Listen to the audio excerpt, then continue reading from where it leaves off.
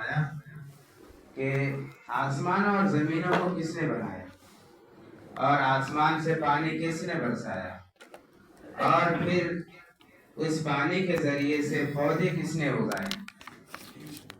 کیا اللہ کے ساتھ کوئی اور بھی دوسرا معبود ہے؟ پھر فرمایا کہ زمین کو کس نے ٹھہرا دیا، یہ پانی پر ہے زمین اور پھر بھی ہل نہیں رہی ہے، اس کو کس نے ٹھہرا دی اور اس میں نہریں جاری کر دی؟ کیا اللہ کے سوا اللہ کے ساتھ کوئی اور بھی معبود ہے؟ اِلٰہٌ مع اللہ۔ پھر فرمایا کہ مجبور لوگوں کی دعا کو کون سنتا ہے اور کون اس کی بیماری کو اور اس کی پریشانی کو دور کرتا ہے؟ کیا اللہ کے ساتھ کوئی دوسرا بھی معبود ہے؟ اس طرح کر کے اللہ تعالیٰ نے بار بار اپنی قدرتوں کو بیان کرتے ہوئے فرمایا کہ کیا اللہ کے سوا کوئی اور بھی معبود ہے؟ تو جواب ہے کہ ہرگز نہیں، اللہ کے سوا کوئی معبود نہیں۔ اِنَّكَ لَا تُسْمِعُ الْمَوْتَى وَلَا تُسْمِعُ الصُّمَّ الدُّعَاءَ۔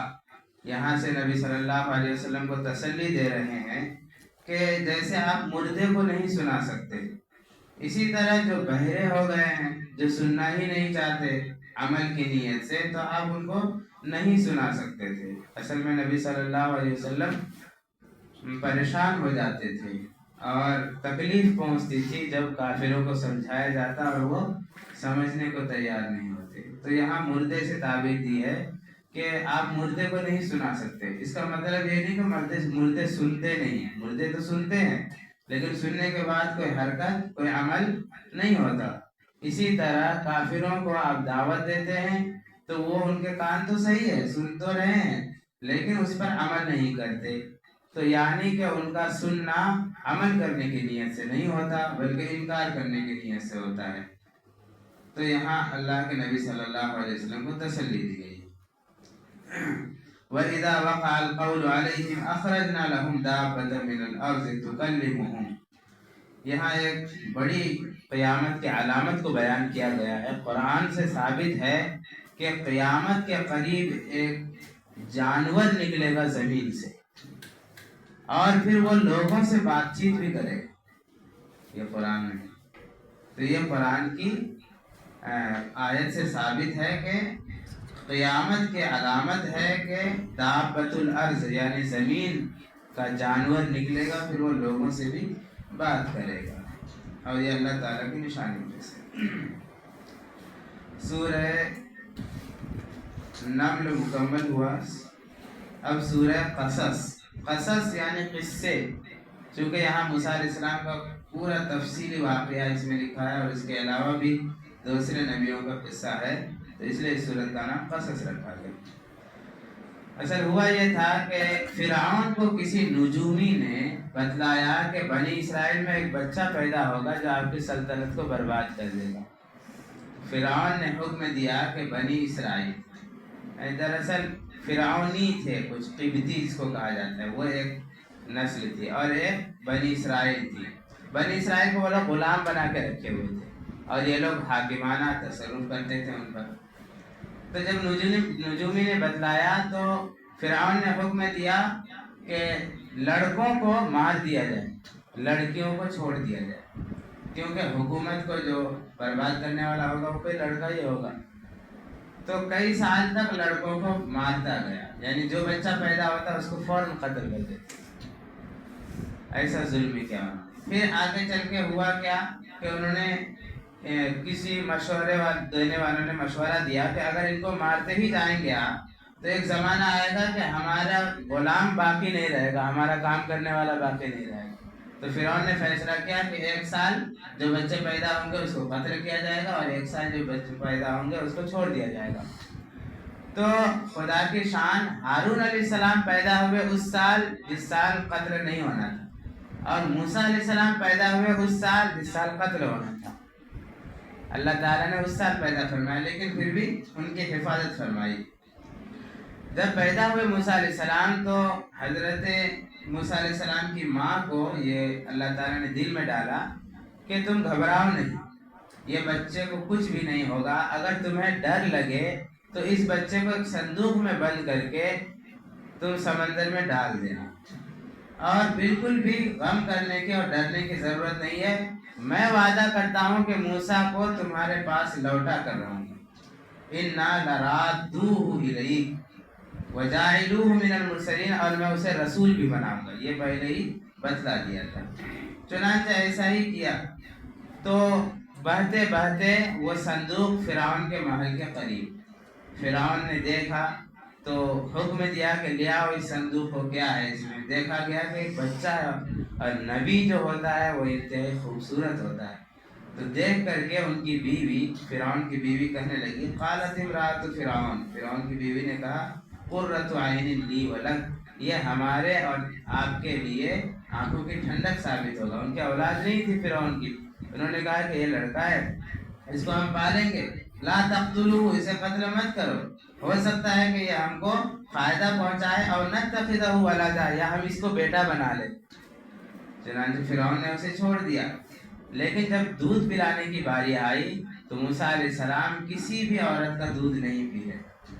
تو فرعون، موسیٰ علیہ السلام کی ایک بہن تھی بڑی، وہ دیکھ رہی تھی ماجرا، انہوں نے زور سے کہا کہ میں ایک عورت کو جانتی ہوں، ہو سکتا ہے کہ ان کا دودھ پی لے۔ تو فرعون نے حکم دیا کہ لے آؤ اس عورت کو۔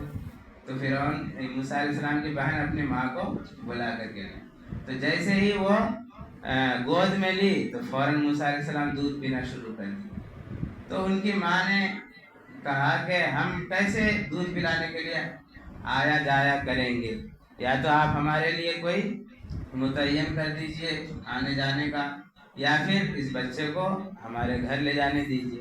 تو فرعون نے اجازت دے دی، اور موسیٰ علیہ السلام بحفاظت فرمایا، فرددناہ الی امہ، پھر ہم نے ان کی ماں کو لوٹا دیا، کہ تقر عینھا، تاکہ ان کے آنکھ ٹھنڈی ہو جائے، ولا تحزن، اور اے موسیٰ کی ماں تم غم مت کرو۔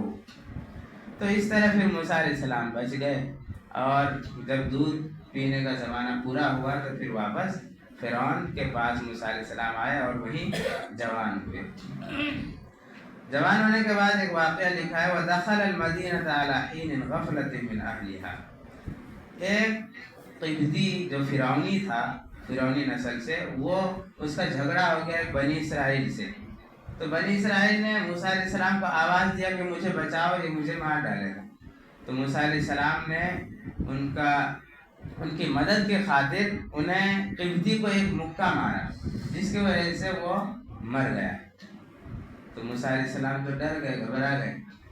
دوسری مرتبہ کیا ہوا، اس کی تو تدفین ہو گئی، دوسری مرتبہ پھر وہ بنی اسرائیل کسی اور قبطی سے جھگڑا کر رہا تھا۔ تو موسیٰ علیہ السلام نے کہا، فرمایا، اِنَّكَ لَغَوِيٌّ مُبِينٌ، تم ہی شریر ہو، تم ہی سب قبطیوں سے جھگڑا کرتے ہو اور پھر مجھے بلاتے ہو۔ تو اسے ہی مارنے کے لیے ہاتھ اٹھایا، تو اس نے کہا کہ کیا تم مجھے جان سے مار دینا چاہ رہے ہو، جیسا کہ تم نے پہلے والے کو مارا تھا؟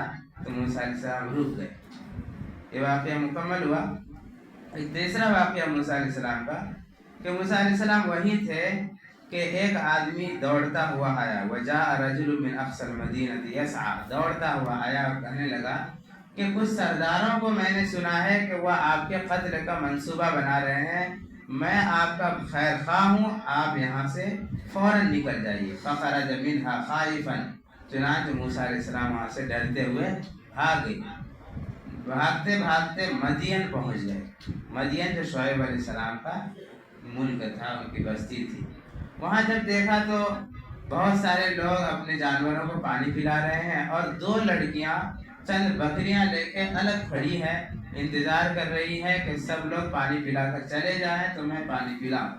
موسیٰ علیہ السلام تو یوں بھٹکے ہوئے تھے، ان کے پاس کوئی کام تھا نہیں۔ انہوں نے کہا کہ کیا کرنے کے لیے یہاں کھڑی ہو؟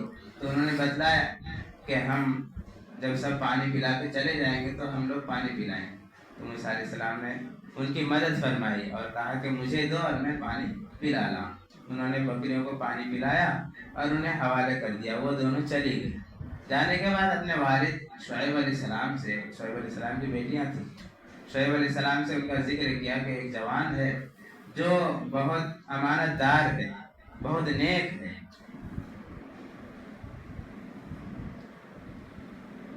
آپ ان کو اجرت پر رکھ سکتے ہیں۔ طاقتور بھی ہے اور امانت دار بھی ہے، آپ ان کو مزدوری پر رکھ لیجیے۔ تو دوسرے دن حضرت شعیب علیہ السلام نے ان کو دعوت دی، تو موسیٰ علیہ السلام گئے۔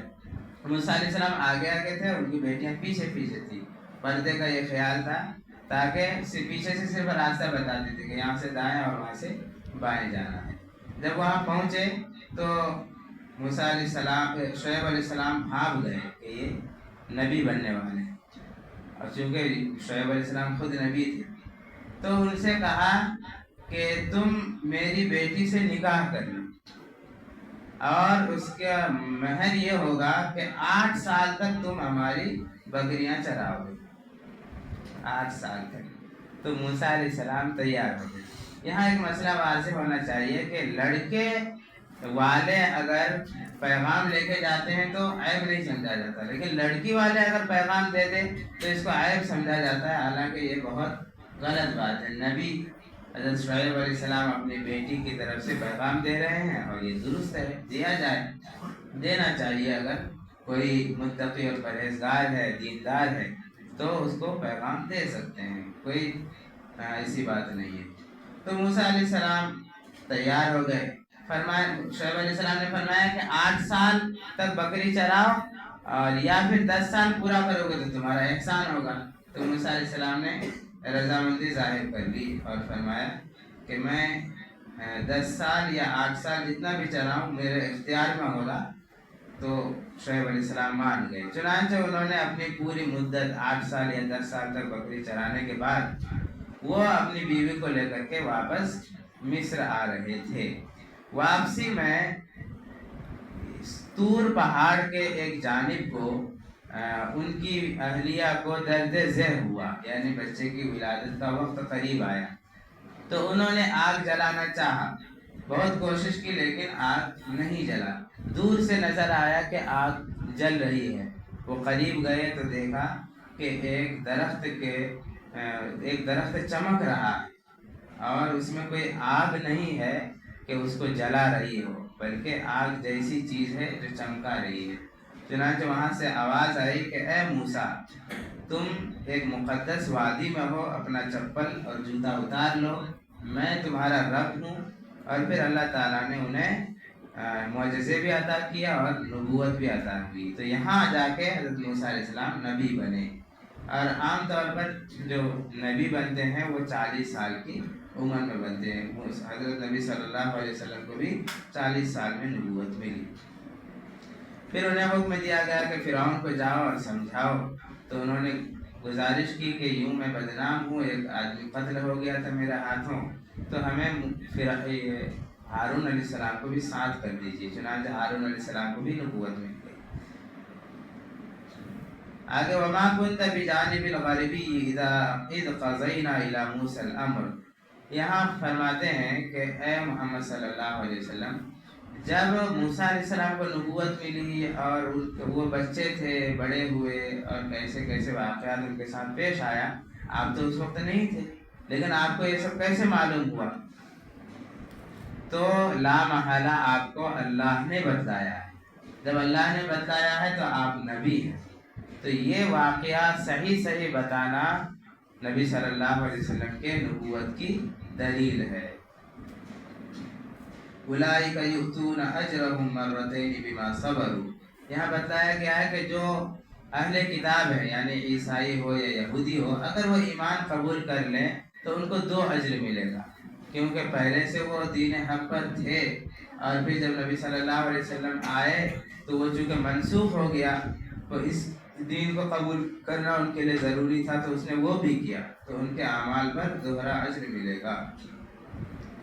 آگے انک لا تہدی من احببت ولکن اللہ یہدی من یشاء، یہاں حضرت ابو طالب کا واقعہ ہے کہ حضرت ابو طالب جب مرنے کے قریب ہوئے تو نبی صلی اللہ علیہ وسلم نے بہت کوشش کی کہ وہ ایمان قبول کر لے، چنانچہ یہاں تک کوشش کی کہ ابو طالب سے فرمانے لگے کہ چچا آپ میرے کان میں صرف کلمہ پڑھ لیجئے، اگر آپ کو شرم آتی ہے لوگوں کے سامنے پڑھنے میں تو میں قیامت کے دن گواہی دوں گا اور آپ کو جنت لے جاؤں گا۔ لیکن وہیں ابو جہل بھی موجود تھا، انہوں نے ان کو بھڑکایا، اور پھر ابو طالب نے کہا کہ ہمیں یہ لوگ کیا کہیں گے مرنے کے بعد کہ اپنے بھتیجے کے ڈر سے ایمان قبول کر لیا، چنانچہ وہ اسی حالت میں انتقال کر گئے۔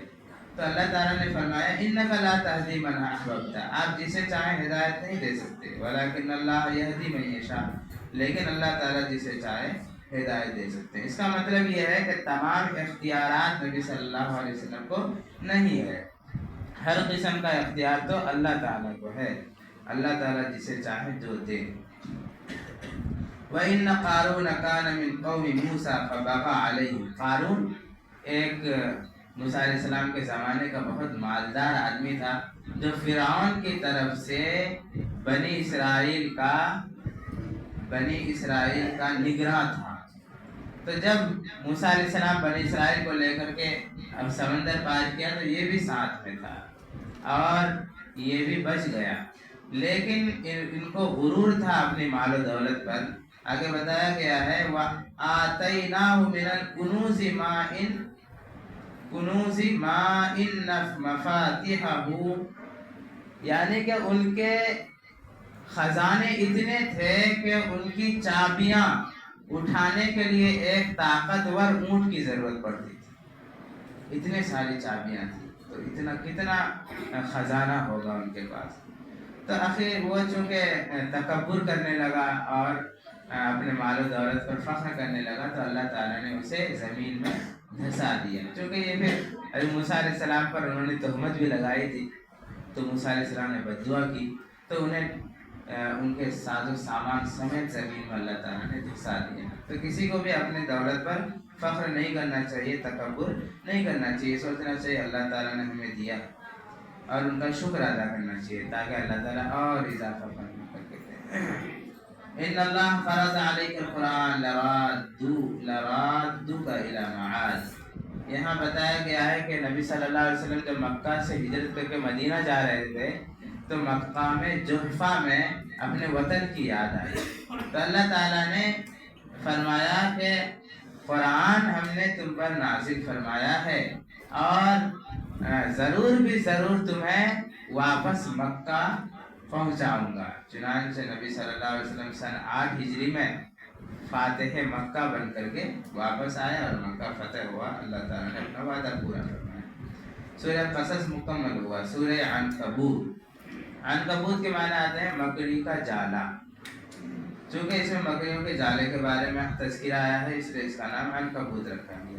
احسب الناس ان یترکوا ان یقولوا آمنا وَهُمْ لَا يُفْتَنُونَ، فرمایا گیا کیا مسلمان اور مومن یہ گمان کرتا ہے کہ وہ یہ کہہ دے کہ ہم مومن ہیں، ہم ایمان لائے اور پھر اسے آزمایا نہیں جائے گا؟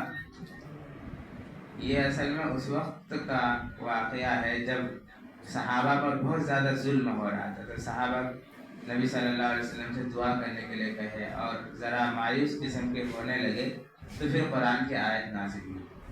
کیا مومن یہ سمجھتا ہے کہ وہ کہہ دے کہ ہم ایمان لائے اور پھر اسے آزمایا نہیں جائے گا؟ جنت اتنی سستی نہیں ہے، بلکہ مومنوں کو آزمایا جاتا ہے۔ اب اگر وہ اپنی آزمائش میں پورا اترے تو کامیاب ہو جاتا ہے۔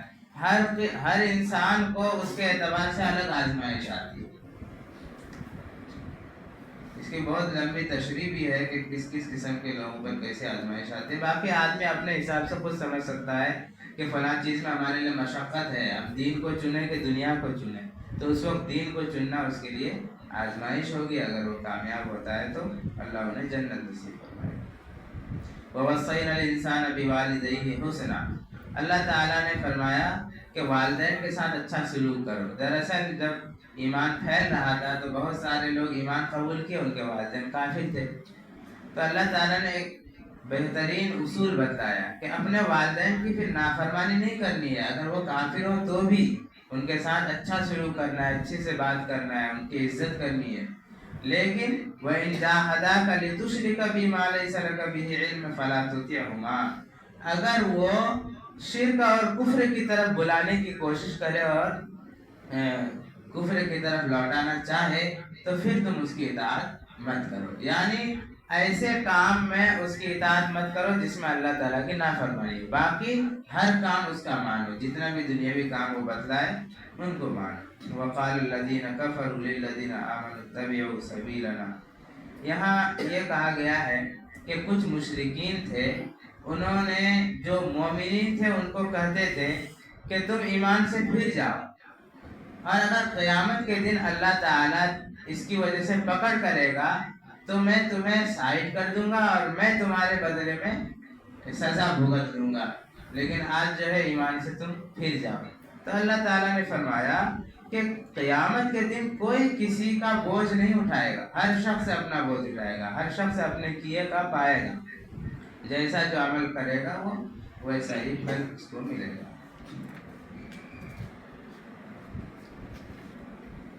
مثل الذین اتخذوا من دون اللہ اولیاء کمثل العنکبوت، فرمایا کہ جو لوگ اللہ کو چھوڑ کر بتوں کو اپنا دوست بناتے ہیں یا بتوں کو اپنا معبود بناتے ہیں، اس کی مثال ایسی ہے جیسے کہ مکڑی، وہ اپنا جالا بنتا ہے اور اس پر بھروسہ کر لیتا ہے، حالانکہ وہ جالا بہت کمزور ہوتا ہے۔ تو اسی طرح جو کفر و شرک میں مبتلا ہے وہ پتھروں کو اپنا معبود بنا لیتا ہے اور اس پر بھروسہ کرتا ہے۔ ذرا بات کم کریں گے آپ کے پاس۔